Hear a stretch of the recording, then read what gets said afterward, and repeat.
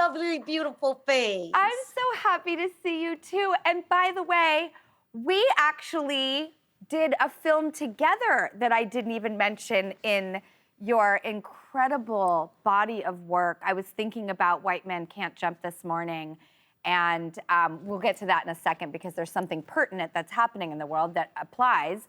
But I just love you, and I had the privilege and pleasure of getting to work with you 20 years ago, was it? Yeah, man. Yeah. So, and we're both still rocking and rolling. You know what I'm saying? So that's a great thing. You're right. It is a great thing. We're so lucky to have any longevity in this fickle industry and to have the privilege of having jobs. Yes. I love you for saying that. Yeah, but riding in cars with boys, I was so happy to be a part of that. And I actually had no choice because Penny Marshall calls me up. I've known her prior, God rest her soul. And she calls me up, she goes, "Wow, it's Penny. So you're gonna do this film?" I go, "What?" She goes, "Yeah, listen, just show up on set. It's gonna be with Drew Barrymore. She's great. She's a doll. You'll love her." Oh.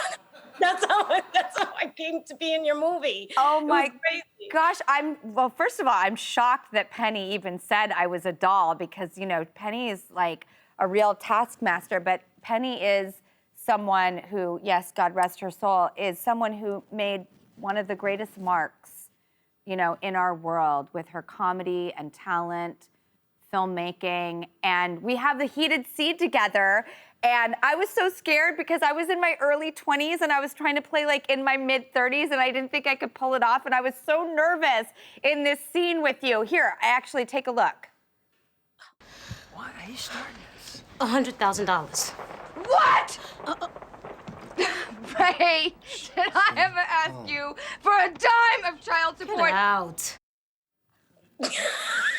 I know, we like met, said hello, and then did a day of arguing. But it was such just so exciting to work with you. I have loved you since you came onto the scene and into the world, and you were such a phenomenon, so unique, so interesting. You possess you're so I was thinking this morning about when you were like foods with the letter Q in White Man Can't Jump, and I was thinking about it. And then obviously Alex Trebek, you know, just left us, and he's so beloved. And you did that scene with him, that really famous scene from White Men Can't Jump. And your character Gloria is on Jeopardy in the film. And what was it like to work with him?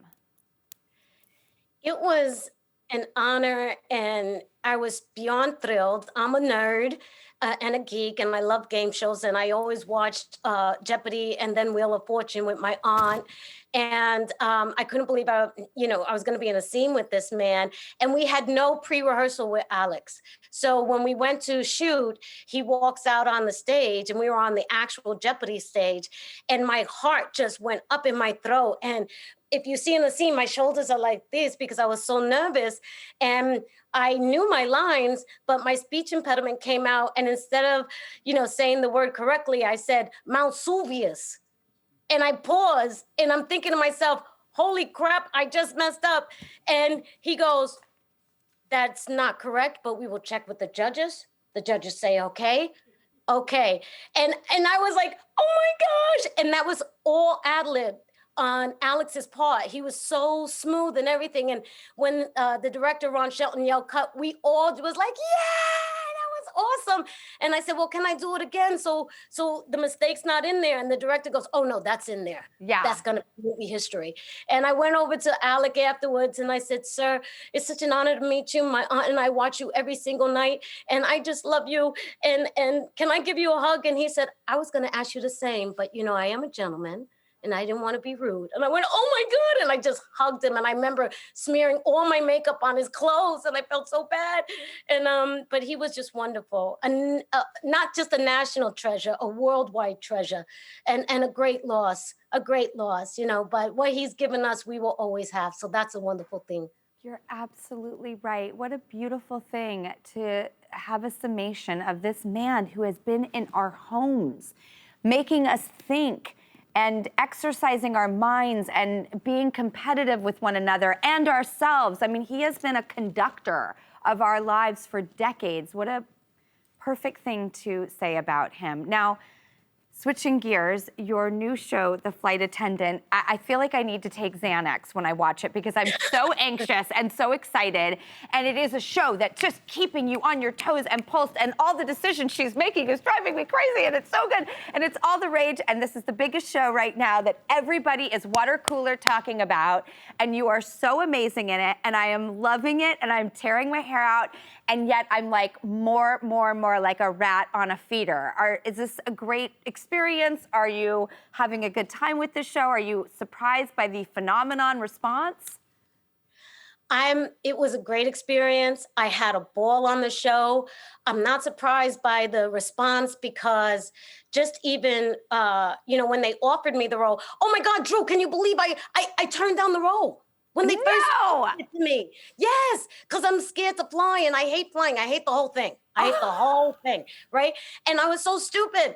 And then my manager, Tar, calls me back and he said, Kaylee Cuoco is not accepting no for an answer. She wants to meet with you. And I go, oh God. And they said, she's going to meet with you around the corner, in your neighborhood. And I was like, well, she's going to come to my neighborhood in Brooklyn. That's cool.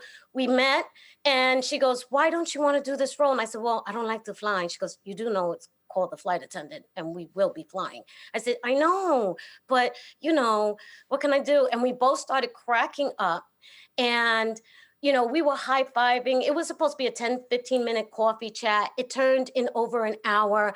She had me at hello, but I kept her waiting for 2 weeks later to give my final answer of yes. But I, as soon as she walked in the door, I knew I wanted to work with this young lady. She's amazing. This is her project. She put it together. She was the boss. She ran things, and you never felt like she was heavy-handed. She allowed every single body on that set to play their position, and just didn't really interfere in a really bad way, in a real bossy way.